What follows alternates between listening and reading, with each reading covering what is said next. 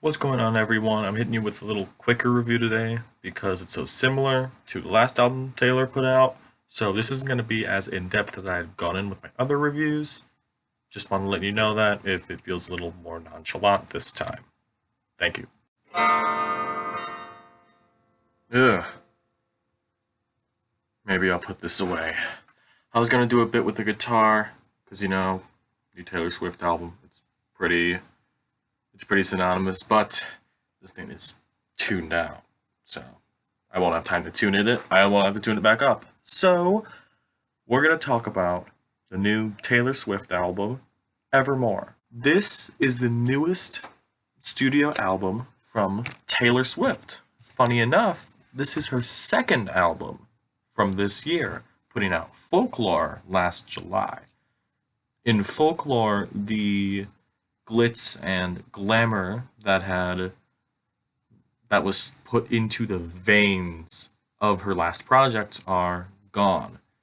This project, along with Folklore, this project along with this new one, Evermore, was really stripped back. It was very minimal, but it also was very beautiful. It had a fantastic production.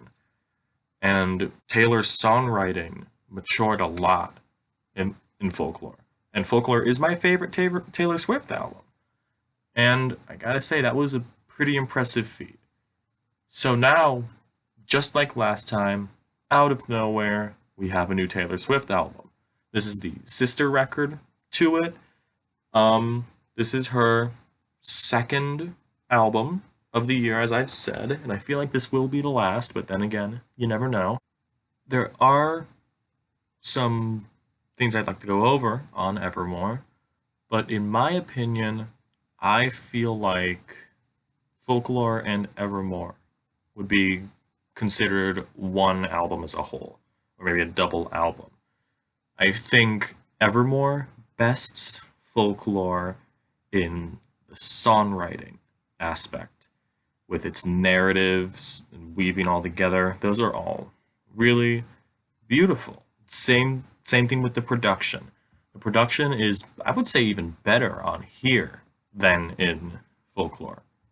Overall, in this is coming from a pop artist where 2020, in this awful year of 2020, has been dominated by experimental pop albums, always going through different lanes.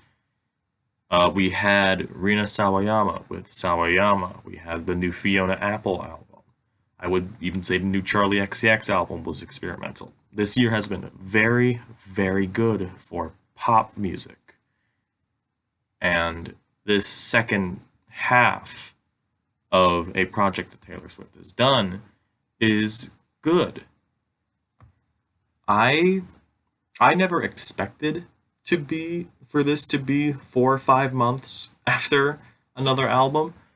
Um, this is not Evermore is not a reinvention of folklore. It is basically it is basically a sister record, and I feel like these could be put together in a big double album. This doesn't solve any of folklore's problems that I had, but in my honesty, I just feel like folklore had the better tracks. So overall, I think that Evermore is just a worse version of folklore. I'm not saying it's bad, but I'm just saying that compared to folklore, because they're so similar in style, aesthetic, even collaborations. Bon Iver is on this project again, on the title track. So it is very interesting to see. Some of the songs on here are a little boring. I'll give you that. The track with Bon Iver, the title track, just feels really, it feels bland, and I really like Bon Iver. So that was a very disappointing closer. The National has a vocal feature on this after producing this and folklore, and it's really good to hear them work together. But again, I just feel like was a disappointing from a collaboration section. I think the first three tracks, Willow, which is the big single from this one, Champagne Problems, and Gold Rush, are perfect mood setters for the album.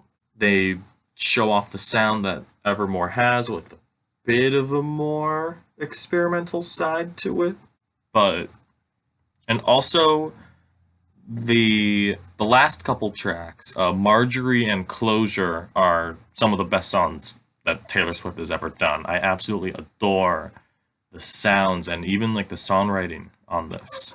It's it there's more of a serious tone on this album, while Folklore felt more whimsical and fantastical, which would help for the tone folklore with the word folklore.